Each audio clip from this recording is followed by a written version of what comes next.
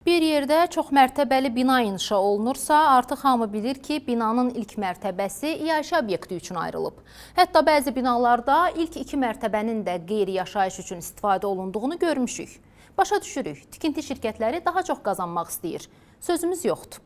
Amma yaşayış obyektlərinin sahibləri və ya idarəçiləri də anlamalıdır ki, buraxdığı səhv insanların həyatı bahasına başa gələ bilər.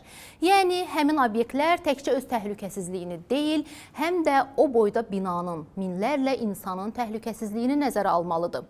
Bir neçə gün öncə Yasamalda Mirəli Seyidov küçəsində faciənin baş verməsi təhlükəsizlik qaydalarının heçə sayan bir neçə sahibkara görə oldu.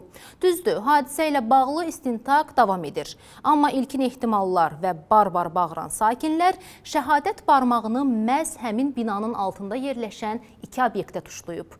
Araşdırma aparmaq üçün hadisə yerinə yollanan həmkarım Nigar məhz həmin iddialara cavab almaq istədi.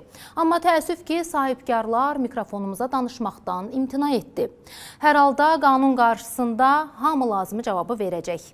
Biz yenə də üzərimizə düşəni edib, məsələni ətraflı şəkildə araşdırdıq. Ən əsası, eyni dəhşətin yaşanmaması üçün hansı qaydalara əməl olunmalıdır? Nigar Namiq bu barədə öz reportajında danışacaq.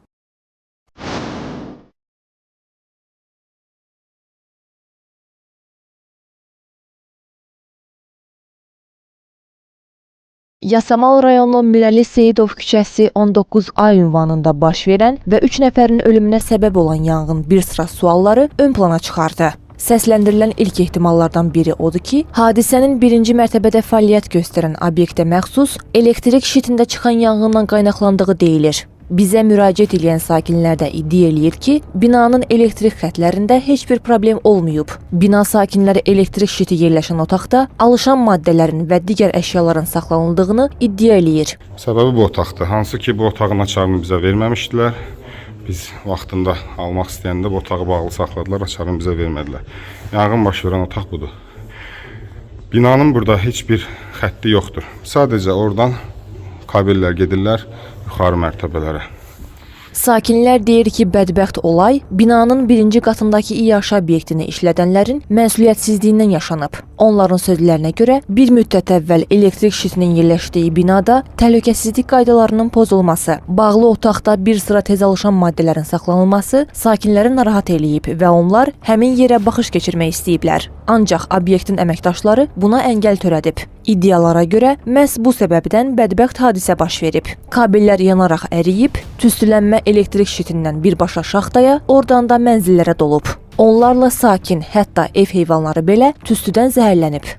Evdə hər deşikdən, hər dəlikdən, trapdan, rozetkadan, bilmirəm, hər yerdən tüstü gəlir. Paradniya biz çalışdıq, düşük 4-cü mərtəbəyə kimi getdik.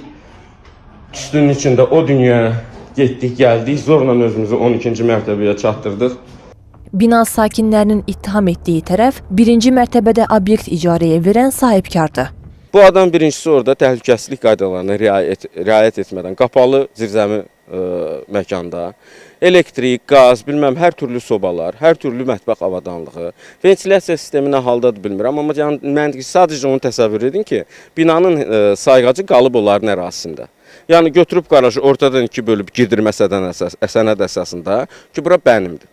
Burada nə istəyirəm, eləyirəm. Səsləndirilən ittihamlarla bağlı əraziyə yaxınlaşdıq. Təəssüf ki, obyektin qapısı bağlıdır və obyekt əməkdaşları ilə telefon əlaqəsi yaratmaq istəsək də bizim zənglərimiz və suallarımız cavabsız qaldı.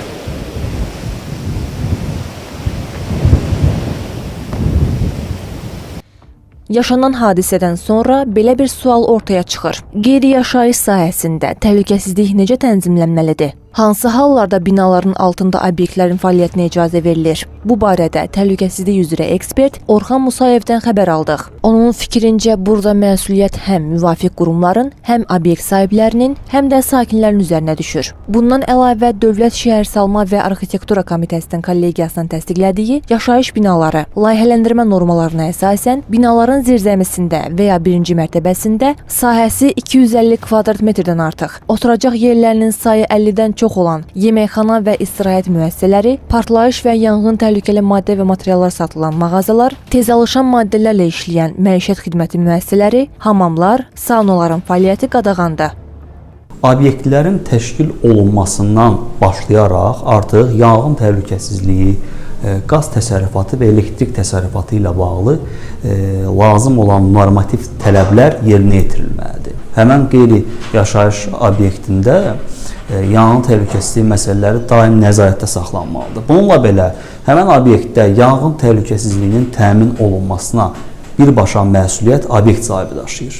Qeyri-yaşayış sahələrində qurulmuş obyektlərin həm özündə əsas və ehtiyat təxliyə yolları mövcud olmalı, həm də binanın ümumi yanğın təhlükəsizliyinə təhdid yaradan amillər olmamalıdır.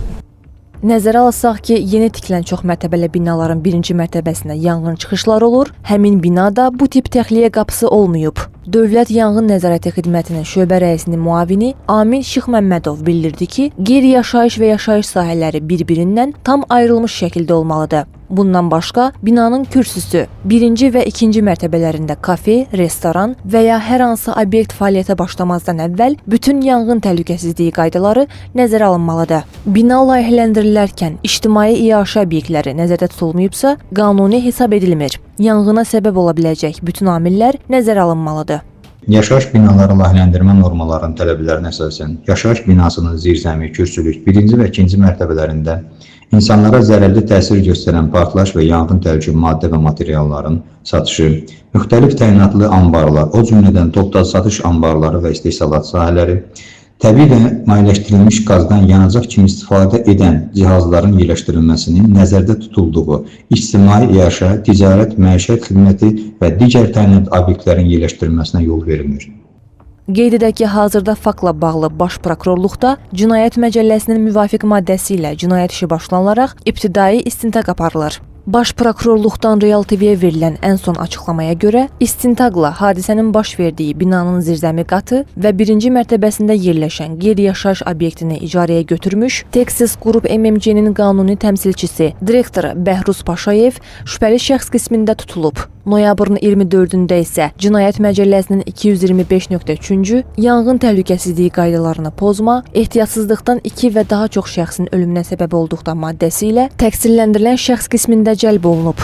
İstənilən halda yanğının baş verməsinə səbəb olan faktlar istintaq nəticəsində üzə çıxacaq. Günahkar şəxs və ya şəxslər qanun qarşısında cavab verəcək. Nigar Namik, Hüseyn Bağırov, Real.